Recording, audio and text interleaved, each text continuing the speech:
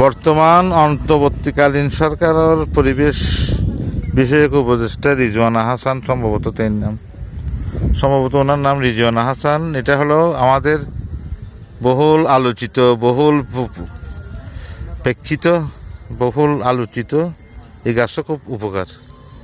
কারো বাত ব্যথা হলে এটার পাতা দিয়ে গরম করে সেঁক দিলে উপকার পাওয়া যায়। আচ্ছা, যাই হোক, এটা হলো আমাদের সেই কুতুবদিয়া। এখন আমি নিরুৎসাহিত করছি বিগত 3 বছর ধরে সেন্ট মার্টিন না যাওয়ার জন্য। এই ম্যালেরিয়া গাছ, এখানে সারা দেশে ম্যালেরিয়া, মানে ইউক্যালিপটাস গাছ, পরিবেশ একদম ধ্বংস হয়ে যাচ্ছে। মানুষ সৃষ্ট পরিবেশ। পলিথিন কেন বন্ধ করা হচ্ছে? এই বর্তমান সরকার, অন্তর্বর্তীকালীন সরকার কেন পলিথিন বন্ধের উপর গুরুত্ব দিয়েছে? এটা একটা কুতুবদিয়ার ডাস্টবিন।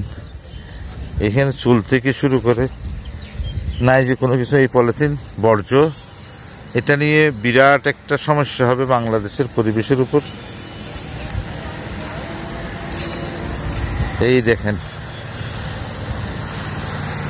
আমি একজন ওই কুতুবদিয়া ভ্রমণকারী কাছ থেকে আপনাদেরকে শব্দ দূষণ, আমি একজন কুতুবদিয়া ভ্রমণে আসা পর্যটক থেকে আপনাদেরকে যে ওনার, এটা হলো কুতুবদিয়ার বিচ বা চর, যাই বলুন না কেন, বা বালিয়াড়ি, ওনার সাক্ষাৎকার আপনাদেরকে শোনাচ্ছি। আসসালামু আলাইকুম রহমতুল্লাহি বারাকাতুহু। আপনি কবে আসছেন কুতুবদিয়া বেড়াতে এখানে? আমি আজকে আসলাম সকালে। হ্যাঁ, কিন্তু কুতুবদিয়ার সমুদ্র পরিবেশটা আমার খুবই ভালো লাগলো।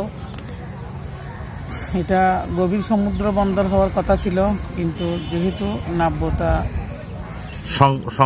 সংকটের জন্য হয়তো গভীর সমুদ্র বন্দরটা হলো না। আচ্ছা, এই যে পলিথিন সমুদ্রে, এই যে পাড়, আপনি একটু সমুদ্রের দিকে দেখান, কি সুন্দর একটা সমুদ্র চর এলাকা।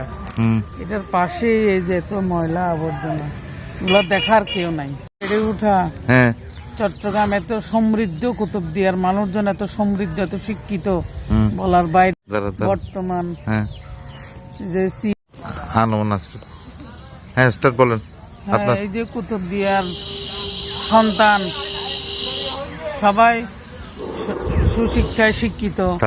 আমরা চাই আমাদের এই কুতুবদিয়া জনপদ কক্সবাজার জনপদের মতন বেড়ে উঠুক, পর্যটন সম্ভাবনাময় একটা কুতুবদিয়া।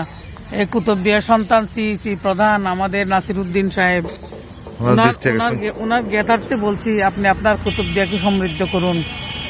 হায়াতে যদি বেঁচে থাকি আমরা আবার কুতুবদিয়া বেড়াতে আসবো। কুতুবদিয়াকে আমরা উজ্জ্বল সম্ভাবনাময় একটা গ্রাম দেখতে চাই।